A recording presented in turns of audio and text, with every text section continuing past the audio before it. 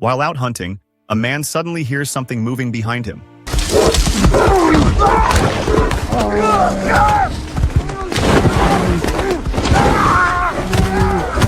David tries to fight back, but it's completely useless.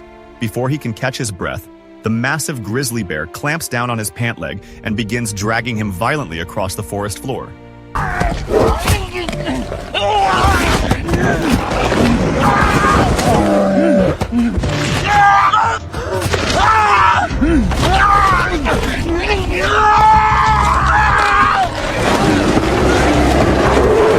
With his life hanging by a thread, David plays dead, staying perfectly still in hopes the bear will lose interest.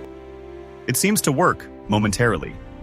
But just as he thinks it's over, the bear slams its paw onto his head and starts shaking him aggressively. The pain is unbearable, yet he doesn't make a sound. Eventually, the bear assumes he's truly dead and starts nudging his body again to be sure.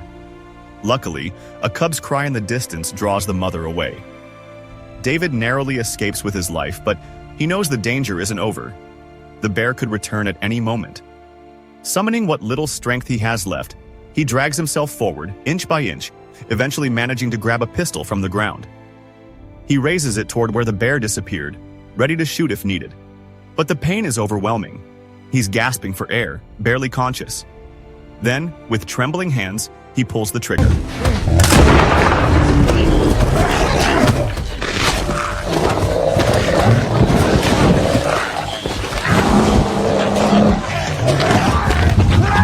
The shot misses its mark and only enrages the bear further. It charges again, sinking its teeth into him. He's thrown from the shadows of the trees and once again forced to play dead. This time, the bear flips him over, checking once more to see if he's really lifeless. David realizes if this continues, he won't survive.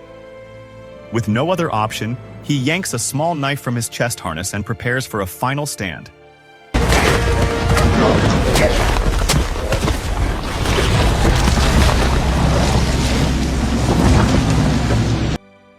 By sheer will, he kills the bear. But what he doesn't know yet is that this brutal encounter is only the beginning of his nightmare. Not long after, the hunting party finds him beneath the bear's lifeless body, barely breathing, his throat torn open, bleeding out. They're stunned, horrified by the state he's in.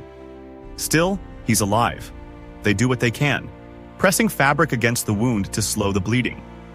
Listening to his faint, broken words, no one can believe he's still conscious, let alone alive. Given their isolated location and the severity of his injuries, the others assume he won't make it through the hour. But night falls, and against all odds, David survives. At daybreak, the team builds a stretcher and begins carrying him through the icy terrain. They cross a shallow stream and push forward to the snow-covered base of a steep mountain. Every step is a struggle, but no one wants to leave him behind. Eventually, though, the slope becomes too slick. They try everything, but can't get traction. Knowing the group can't afford to be slowed down with danger looming, one man covers David's face with a cloth.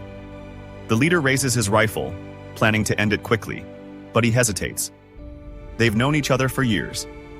In the end, he can't bring himself to do it. Instead, he decides that David's son and a young hunter will stay behind to care for him. A more experienced woodsman also volunteers, given a small sum to ensure that if David dies, he's buried properly. They all assume it's just a matter of time. But the next morning, David is still clinging to life. The older hunter, growing impatient, begins digging a grave anyway. Days pass. David refuses to die. The old man starts to see him as a threat. One afternoon, while the others are out foraging, he leans in close and whispers that David's stubborn survival is putting them all at risk. Then, without warning, he binds him and clamps a hand over his mouth, cutting off his air. Just as David begins to fade, his son returns, yelling for the other boy who's down at the river fetching water and can't hear the chaos. The son raises his rifle, demanding to know what's going on. But before he can react, the old man lunges, grabs the weapon, and stabs the boy in the gut.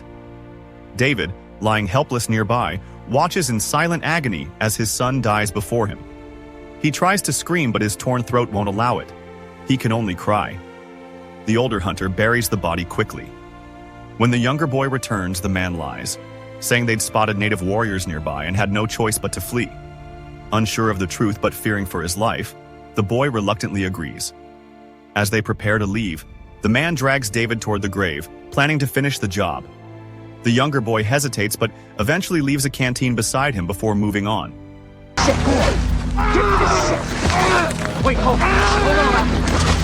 Alone again, David finds the strength to crawl out of the grave.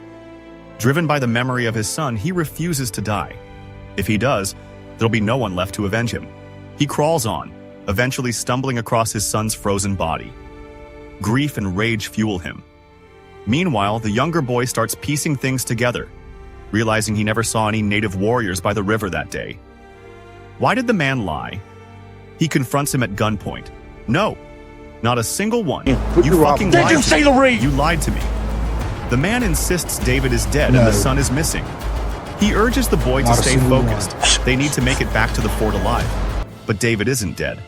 Somehow, he makes it back to an abandoned outpost, gathering supplies, wrapping himself in animal pelts. He finds a rotting carcass, smashes through the frozen flesh, and begins eating whatever he can find inside. Disgusting, but necessary. Afterward, he crawls to a nearby stream and tries to drink, but water leaks from his throat wound. Blood pours out. Desperate, he pours gunpowder on the wound, lights a tuft of dry grass, and cauterizes it on the spot.